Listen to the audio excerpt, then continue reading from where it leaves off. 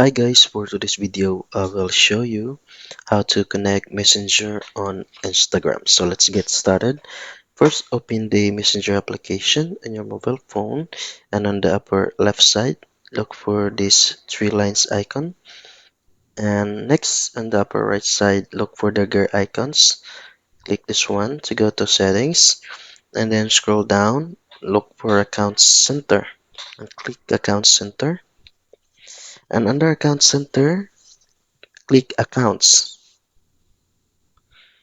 So there you go. You'll be able to see under accounts, there's add account since I already connected my Facebook and Messenger account. So just press add accounts to add your Instagram account. So that's it. Just enter your login informations like your username and password on the space provided and just click login.